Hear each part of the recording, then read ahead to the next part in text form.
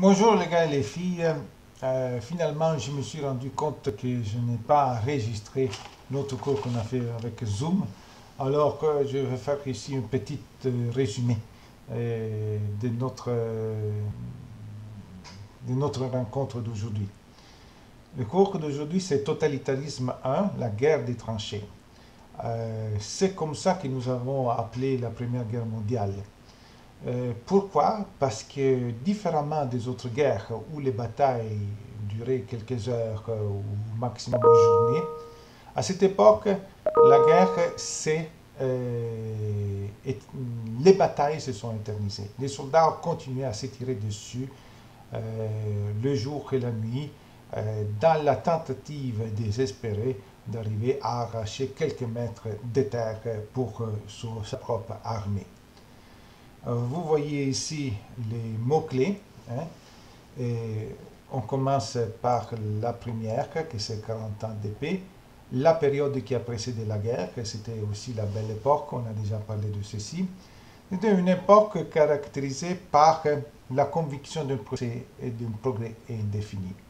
En effet, si quelqu'un avait 40 ans à cette époque, avait assisté à beaucoup de inventions. D'accord, invention qui avait l'air magique à l'époque. Pensez seulement à l'invention de l'électricité. On appuie sur un interrupteur, il fait jour, on appuie encore, il fait nuit. La possibilité de remplacer les cheveux par un moteur. Le téléphone, cette possibilité de communiquer avec quelqu'un qui est à des kilomètres, à des dizaines, des centaines, des milliers de kilomètres à distance, en temps réel, comme s'il était là en arrière de ta porte. Et puis, les avions. Hein. C'était depuis l'Antiquité, le mythe d'Icarus, que l'être humain rêvait de pouvoir voler. Maintenant, au début du XXe siècle, on réalise ces rêves-là. Et donc, toutes ces inventions ont créé comme l'idée que l'être humain avait le plein contrôle de son destin, que l'être humain serait capable d'un avancement technologique indéfini. Il y a un mouvement qui s'appelle le mouvement artistique, littéraire, qui s'appelle le futurisme, où les gens imaginaient un futur merveilleux, magiquement transformé par la technologie. Mais comme souvent il arrive, quand l'être humain est capable, pense de dominer son destin, il arrive quelque chose qui nous rappelle que la vie est fragile, que la société est fragile, et que par contre, il faut être content de vivre le jour, que à chaque jour, c'est un don, quelque chose de merveilleux à vivre.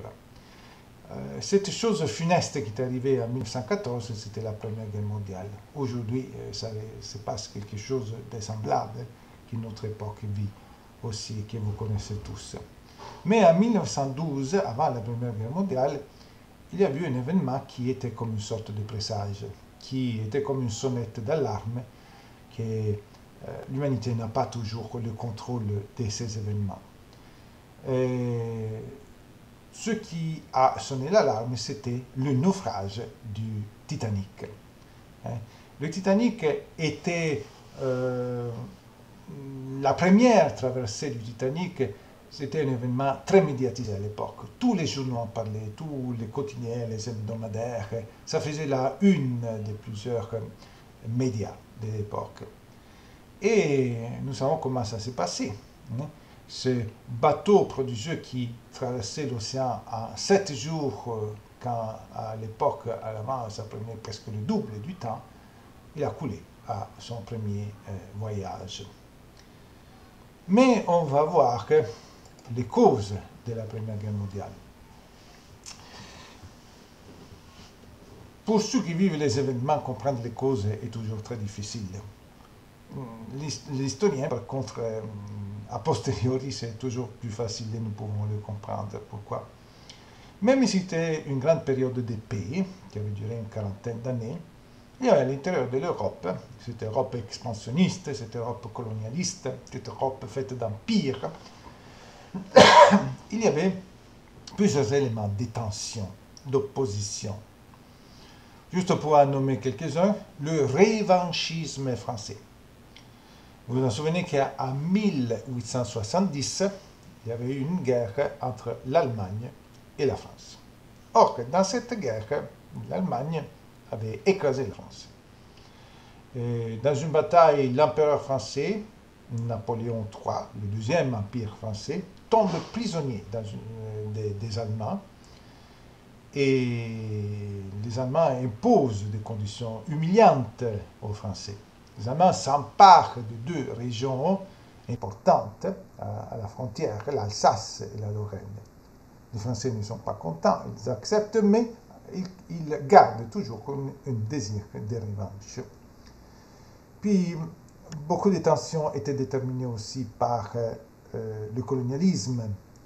Les nations essayent d'exercer une influence de plus en plus grande. Ceci crée des conflits. Pas seulement les colonies, mais aussi les sphères d'influence, le commerce. L'Allemagne, surtout, faisait peur aux autres Européens. Juste, vous pouvez voir ici par la carte, l'Empire allemand est grand et énorme. C'est le plus grand pays de l'Europe, plus grand que l'Allemagne actuelle. Et les Allemands sont 66 millions. Les autres pays n'ont même pas...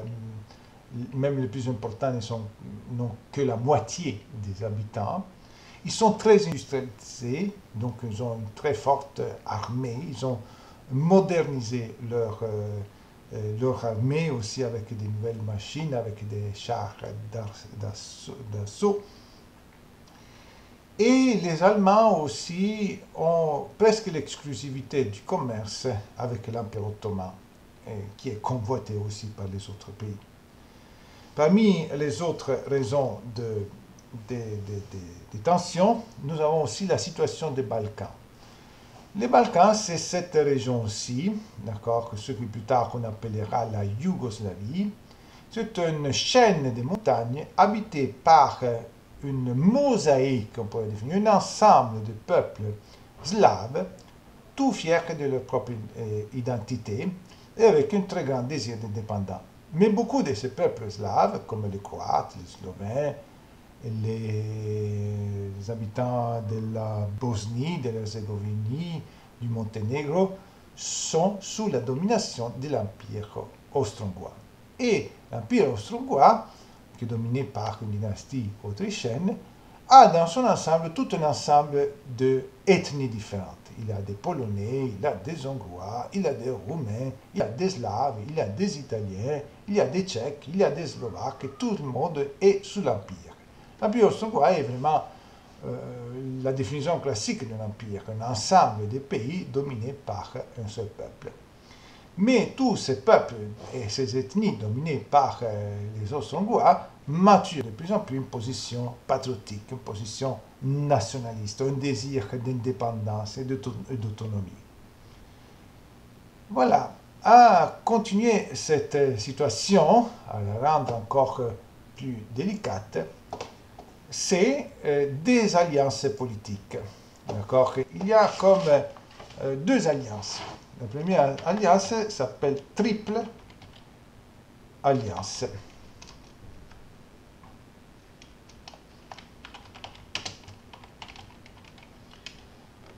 Elle est constituée de trois pays. Un, c'est l'Allemagne. L'autre, c'est l'Autriche. L'Empire autrichien-hongrois, mais qu'on peut appeler tout simplement l'Autriche. Et le troisième pays, c'est l'Italie. C'est une alliance défensive. Si un de ces pays-là est attaqué, les autres interviendront dans la guerre à ses côtés. Son objectif, c'est toujours l'idée de décourager l'éventuel ennemi qui pourrait attaquer. De l'autre côté, il y a une autre alliance, elle aussi triple, qu'on appelle plutôt triple entente. Donc les pays qui font partie, c'est la Grande-Bretagne, plus la France, plus la Russie. D'accord? Et c'est une alliance pareille à celle des autres. On va voir l'autre mot-clé. l'attentat de Sarajevo, qui a été l'étincelle. L'Europe était donc comme un entrepôt de poudre à canon, et puis à un moment donné, quelqu'un est entré et une petite allumette a déclenché une étincelle et boum, boum, boum, boum, boum, boum, boum, tout est explosé.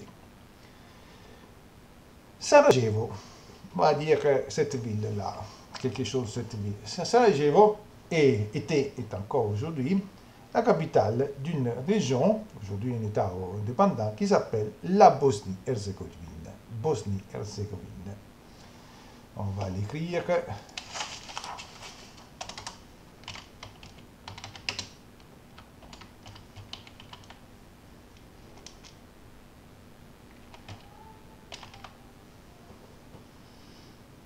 Herzégovine. Voici la Bosnie-Herzégovine, un pays slave, soumis à l'Empire autrichien depuis 1908. Les gens subissent la domination des Autrichiens, ils n'aiment pas, les Slaves sont très nationalistes. Dans cette ville, le 28 juin 1914, le prince héritier de la dynastie autrichienne, qui s'appelait François Ferdinand, et son épouse, vont visiter la ville. D'accord? Ce prince héritier comptait beaucoup. Pourquoi? Parce que son père, qui s'appelait François-Joseph, était l'empereur. Il était très vieux, il était âgé de 86 ans, quelque chose, donc vraiment à la fin de sa vie. Et François Ferdinand, tout le monde s'attendait qu'il devienne le nouvel empereur d'ici quelques mois, d'ici quelques années. D'accord? Mais pendant qu'il visite la ville sur une voiture décapotée, comme on voit sur des scènes de l'époque, il subit l'attentat, d'accord? Il est tué dans son attentat, fait par un tel Gravilo Princeps, pas important de retenir son nom, fait par un jeune étudiant, d'accord, qui appartenait à une organisation nationaliste patriotique qui complotait contre l'Autriche pour avoir son indépendance. Or, pour la libération des Slaves. Bon, c'est pas n'importe qui le prince héritier. Donc les Autrichiens ne peuvent pas rester sans rien faire. Ils doivent trouver les responsables. Ils ont arrêté l'étudiant, mais se rend compte qu'en arrière de lui, il y a toute une organisation. Donc ils doivent arrêter les membres de cette organisation. Mais les membres de cette organisation vont se réfugier dans un pays à côté, en Serbie. La Serbie est un pays slave, mais indépendant. Alors, les Autrichiens, les autorités autrichiennes, demandent aux Serbes de permettre à la police de l'Empire de rentrer dans son État et dérouler l'enquête pour finalement arrêter les membres de cette organisation qui pour eux autres étaient comme des terroristes. Des terroristes, pas des nationalistes, patriotes. Ça dépend du point de vue. Pour les Autrichiens, étaient des terroristes. Pour les autres Slaves, étaient des patriotes qui luttaient pour la liberté. Les Serbes craignaient que les Autrichiens profitent de cette situation pour s'approprier de quelque façon aussi de la Serbie, pour élargir leur sphère d'influence et s'établir en Serbie. Et alors ils refusent, ils sont très jaloux de leur indépendance. Ils refusent et les Autrichiens, alors, ils les menacent de guerre. Ils vont leur lancer un ultimatum. Ils vont leur dire acceptez nos fonctionnaires de police, sinon on va vous occuper. Les Serbes résistent. Résistent aussi parce qu'ils ont l'appui externe d'une autre grande puissance slave, les Russes. Les Russes ont tout l'intérêt que les Slaves soient autonomes et qu'ils ne soient pas dépendants des Autrichiens. Et alors, ils résistent. Et c'est comme ça que quelques jours plus tard, les Autrichiens vont envahir la Serbie. C'est le début de cette guerre qui, au bout de quelques semaines, va prendre une dimension, une proportion mondiale.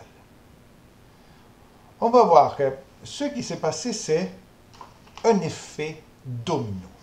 Hein?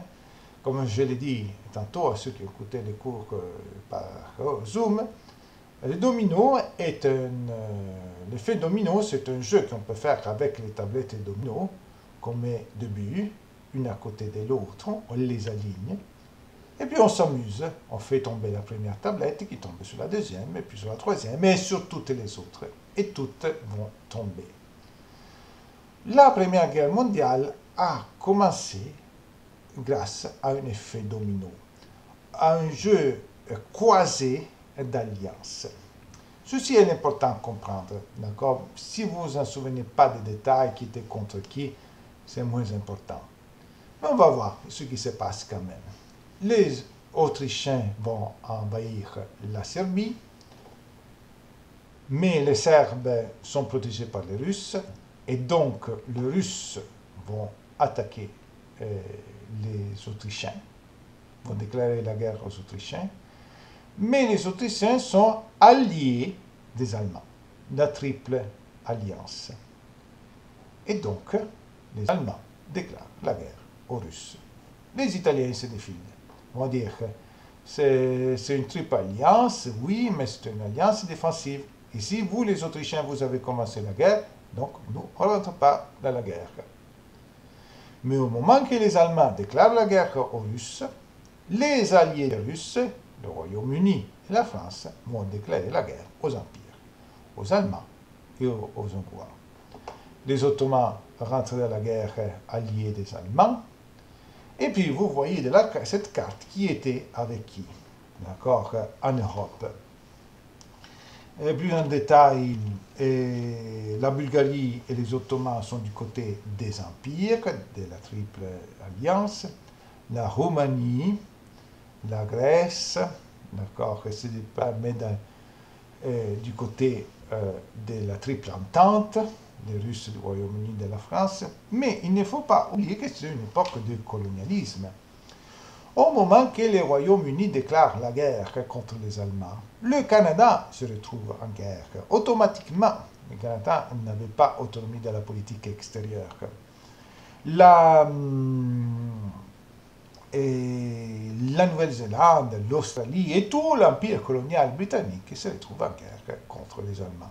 Les Allemands ont leur colonie et la Russie, au bout de quelques semaines, ça devient une guerre mondiale.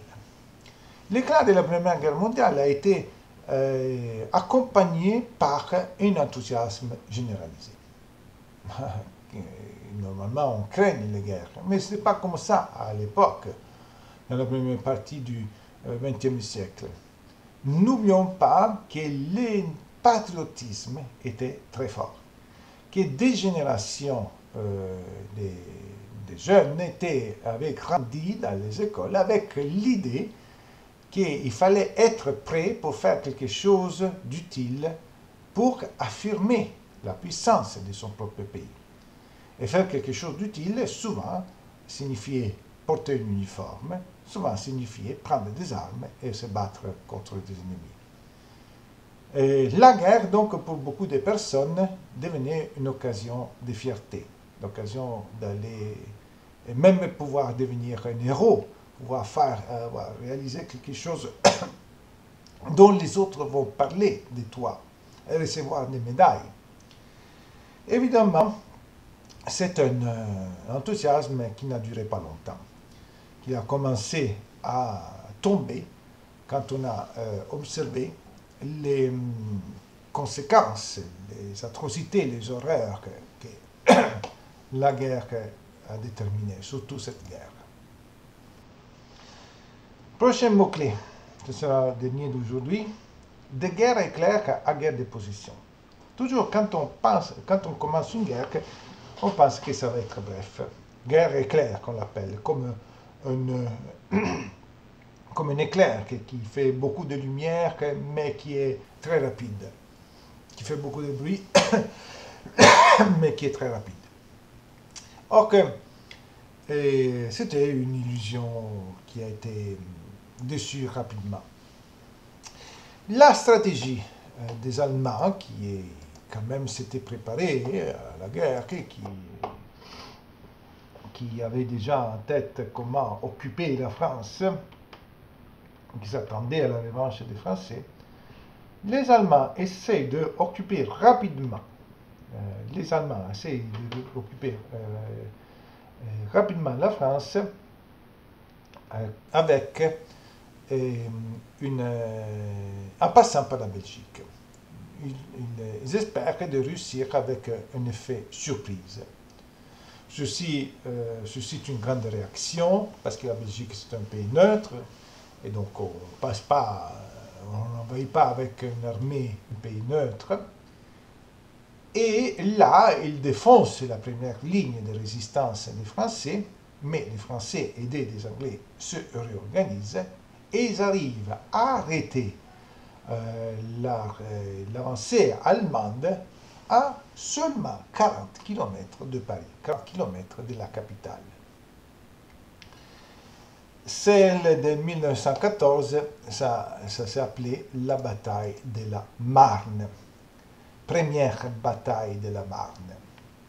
C'est une bataille qui, seulement en une journée, a fait quelque chose comme 600 000 morts. 600 000 morts dans une journée. Et tous les coronavirus aujourd'hui n'est pas arrivé à faire 600 000 morts encore. Ok. Mais la particularité de cette bataille, pas seulement le grand nombre de victimes, mais c'est le fait que c'est éternisé, a continué jusqu'à la fin de la guerre. Traditionnellement, au XIXe siècle, les batailles duraient quelques heures, une demi-journée maximum. De longues, grandes batailles duraient toute la journée.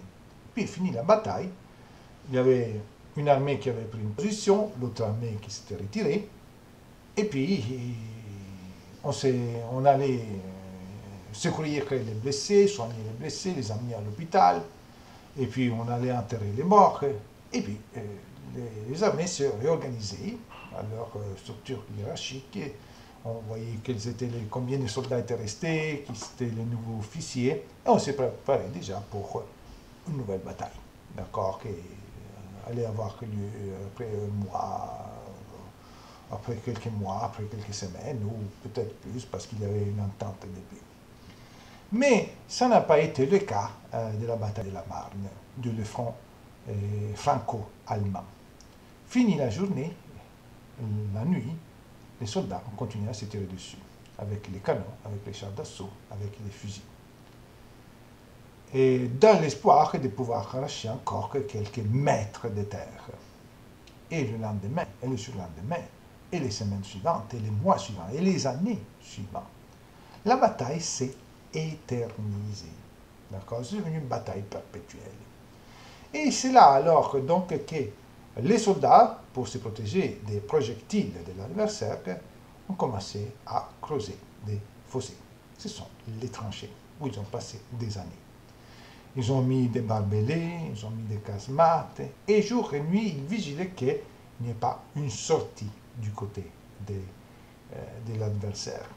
Et entre les tranchées des Allemands et des Français, il y avait une terre, une bande de quelques dizaines de mètres qui est passée à l'histoire comme la No Man's Land, parce que si quelqu'un osait passer par là, il devenait, il allait avoir tellement de trous comme une passoire à pâte, et tellement c'était dangereux. D'accord? Ok.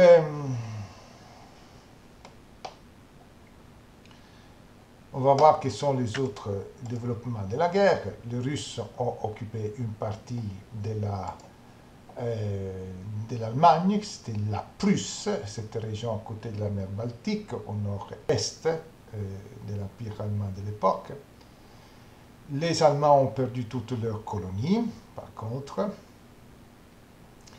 Un autre effet de la guerre, c'est la révolte des pays arabes qui étaient soumis à l'Empire ottoman. Les autres aussi profitent de cette situation pour lutter pour leur indépendance et ça va être la fin de l'Empire ottoman.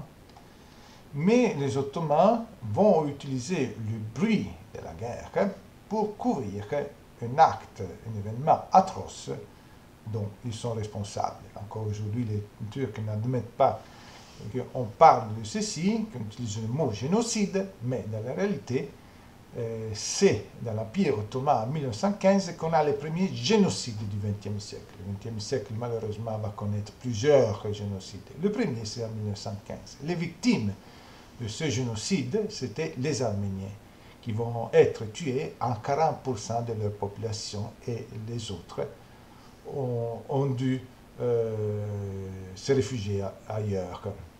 Or que les Arméniens étaient une population, un peuple soumis à l'Empire ottoman, avec une très grande identité nationale, avec un grand désir d'indépendance, avec une langue différente que celle des Turcs, avec une religion différente que celle des Turcs, parce que c'était une minorité chrétienne, mais qui occupait un territoire avec beaucoup de ressources naturelles.